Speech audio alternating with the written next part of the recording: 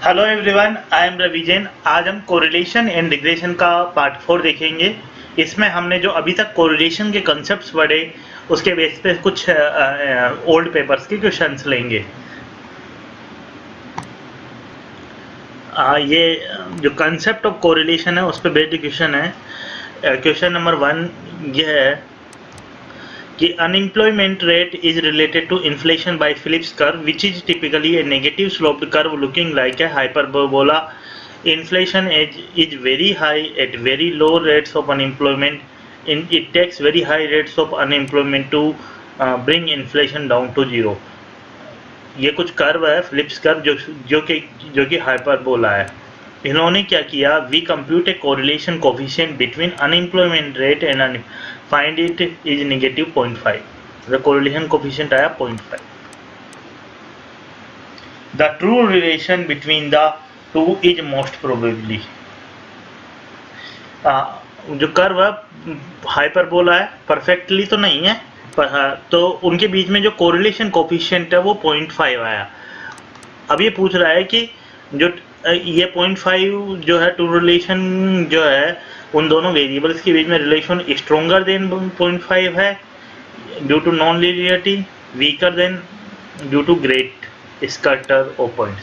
तो ये क्वेश्चन में आप सोच रहे होंगे इन्फ्लेशन वगैरह ये सब आपको नहीं दिखना है, वो बेसिक कोरिलेशन कोफिशिएंट का कंसेप्ट है। बेसिक कोरिलेशन कोफिशिएंट का कंसेप्ट क्या बोलता है, जो हमने लिमिटेशन भी पढ़ाई, कोरिलेशन कोफिशिएंट केवल लीनियर के लिए रिप्रेजेंटेटिव है।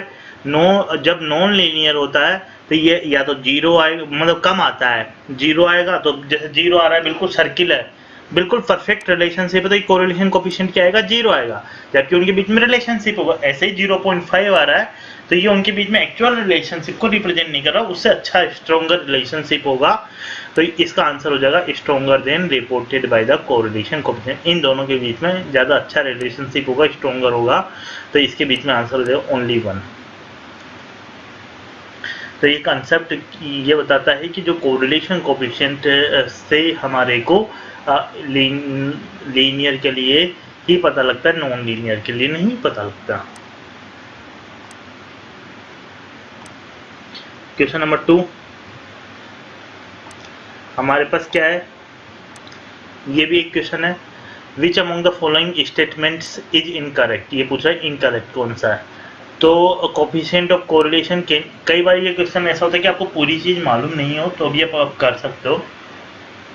Coefficient of correlation can be computed directly from the data without measuring deviation. ये हमें पता है कि भाई करेक्ट है. ये हम जब हमने कल देखा था आर का फॉर्मूला, डेविएशन वगैरह नहीं निकालो तब भी फॉर्मूला था ना, N summation X Y minus summation X summation Y under root N summation X square minus summation X का स्क्वायर.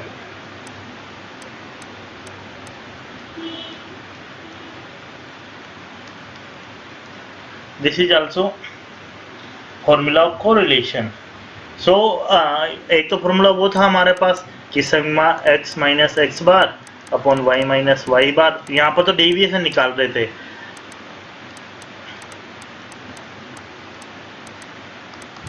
पर ये ऐसा भी निकाल सकते विदाउट डेविएशन, तो ये ट्रू है.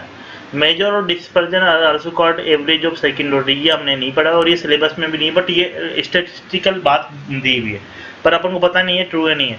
पर इसमें आगे और भी चीज देखिए, स्टैंडर्ड डेविएशन कैन भी नेगेटिव. ये तो हमें पता है कि ये तो 100% इनकरेक्ट है. स्टैंडर्ड डेविएशन के बारे में तो हमें पता है ना कि स्टैंडर्ड डेविएशन क्या होता है, अंडर रूट होता है. कोई भी चीज का अंडर रूट नेगेटिव नहीं होगा, जैसे तो यही स्टैंडर्ड डेविएशन कभी भी नेगेटिव में नहीं हो सकता. कोरिलेशन कोफिशिएंट नेगेटिव हो सकता है पर स्टैंडर्ड डेविएशन कैन भी नहीं. तो इसका मतलब इसका आंसर ही हो जाएगा सी. बाकी हमें देखने की जरूरत है. इसमें थर्ड वाला क्वेश्चन देखते हैं. Temperature and air pollution are known to be correlated. ठीक है, अब आपको ये उस तरीके से नहीं जाना, ये दिया हुआ है तो ठीक है कोरिलेटेड है. We collect data from 2 laboratories in New Delhi and Mumbai. New Delhi makes their measurement of temperature in Fahrenheit and Mumbai में वो डिग्री फ़ारेनहाइट में.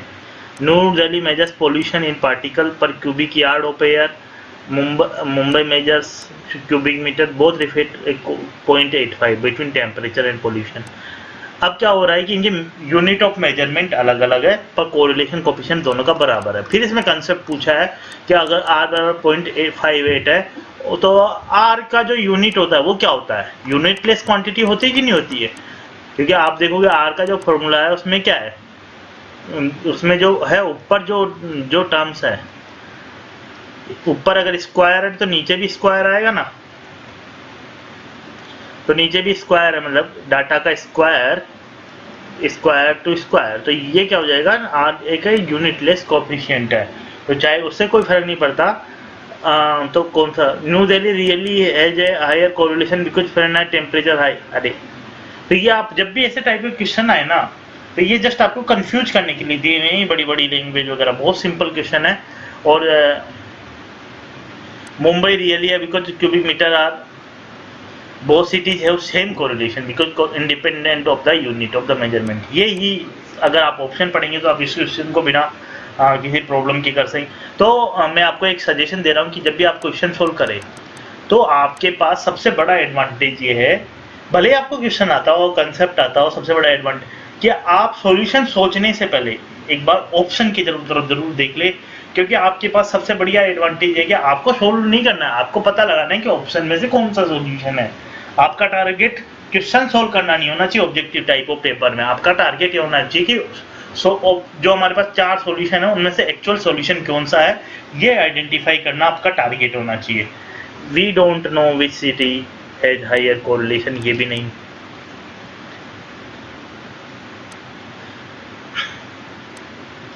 अभी ये आगे और क्वेश्चन है, in a scatter diagram a value of R equal to indicates all 4 line on a slope that is sloping, इस तरीके से आया है, स्लोपिंग फ्रॉम टू दिस, इसको फिलअप करना है। तो अब आप देखोगे इसका ऑप्शन देख लो आप सबसे पहले, तो r बराबर 1 है, क्या मतलब क्या है कि पॉजिटिव स्लोप होगा लाइन का, तो या तो ये ऑप्शन कट गया, ये ऑप्शन कट गया, तो ये और ये, और पॉजिटिव अप, तो यहाँ तक भी कोई प्रॉब्लम ही नहीं है, स्लोपिंग अप होना चाहिए, मतलब पॉजिटिव स्लोप, स्लोपिंग अप। अब क्या होगा, लेफ्ट टू राइट ही जाएंगे, जब आप ग्राफ बनाएंगे तो लेफ्ट टू राइट ही जाएंगे, तभी तो अप हो रहा है, यहाँ लेफ्ट टू राइट है, तो बहुत सिंपल, पर आपको बस कंसेप्ट पता होना चाहिए। क्लियर है यहाँ पर भी? ऐसे ही इस पे एक क्वेश्चन हम और लेते हैं, ये भी बहुत सिंपल क्वेश्चन है। उन्होंने कंडीशन दी हुई है, suppose man always married a woman वो वर 10% शॉर्टर देन दे वर, मतलब जो वुमन की हाइट है, जैसे मान लो किसी की एक्स है मेन की हाइट, तो वुमन की हाइट है वाई है, जो वो क्या है एक्स से 10% कम है, एक्स माइनस एक्स इंटू 10/100, उसकी वुमन की हाइट है जो वाई मान लो कि वो ये है एक्स इंटू एक्स 1 10% शॉर्टर है। अब ये पूछ रहा है कि correlation coefficient of height of married would be if the correlation computed with the correlation male height female height minus 0.10 no matter which way the correlation were computed 1। एक इन सब में क्या है, आपको कंफ्यूजन करने के लिए दे देगी, कोरिलेशन कोफिशिएंट 0.1 आएगा, -0.1 आएगा, 0.10 आएगा, अरे दोनों के बीच में वेल डिफाइंड रिलेशनशिप है, अगर वेल डिफाइंड परफेक्ट रिलेशनशिप है एक्स और वाई के डाटा में, तो कोरिलेशन कोफिशिएंट क्या होगा, 1 होगा। तो इसमें डी ऑप्शन सी 1। ये सब जो है आपको कंफ्यूज करने के लिए दिए हुए हैं। विद को ये जो को इफ कोरिलेशन व कंप्यूटर को, ये इसका मतलब है कोवेरियंस के बारे में बात की, male dot height female dot height, ये female dot height male dot height, ये कंफ्यूजिंग कर रहे हैं कि male height into female height, ये जो मेल हाइट और फीमेल हाइट के बीच में कोरिलेशन कोफिशिएंट निकाला जाएगा तो 0.1 आएगा, -0.1 आएगा, तो वैसे भी ये दोनों तो हो ही नहीं सकते ऑप्शन, 0.1 आएगा, ये भी नहीं, तो इसका मतलब कोरिलेशन कोफिशिएंट क्या आएगा, 1 आएगा, क्योंकि उनके बीच में परफेक्ट रिलेशनशिप है। अगर आपको x पता है तो y बता सकते हैं, मेन की हाइट पता है तो वुमन की हाइट बता सकते हो, वुमन की हाइट पता है तो मेन की हाइट बता सकते हो, इनके बीच में आप एक वेल नोन रिलेशनशिप है इन दोनों डाटा के बीच में, तो आप बता सकते हैं। क्लियर है? एक जैसे लास्ट में एक और क्वेश्चन है, तो ये भी एक कंसेप्चुअल क्लियर करने वाला क्वेश्चन है बिल्कुल। एक coefficient of correlation is computed और ये 0.95 आया माइनस में, that is weak, strong and positive, strong but negative and can not have the, तो पॉजिटिव तो नहीं है रिलेशनशिप। दूसरा can not have this value, नहीं, अपन को ये पता है कि कोरिलेशन कोफिशिएंट कहाँ से चलता है, 0 to -1 और ये +1, और ये क्या है 0.95 माइनस में, तो स्ट्रॉन्ग है या वीक है पर ये पता लगाना, तो या तो ये ऑप्शन होगा या ये होगा। और वीक नहीं है, जब भी 1 के पास जाता है चाहे नेगेटिव में जाए या पॉजिटिव में जाए तो स्ट्रॉन्ग रिलेशनशिप होता है, तो मतलब स्ट्रॉन्ग बट नेगेटिव, मतलब इनके बीच में इनडायरेक्ट नेगेटिव रिलेशनशिप है कि मतलब x बढ़ रहा है तो y क्या होगा, घटेगा, पर रिलेशनशिप ओके है, रिलेशनशिप गुड है। इसी के साथ आपके जो हम इसमें और भी कंसेप्ट लेंगे और भी एग्जांपल्स लेंगे अगले पार्ट में।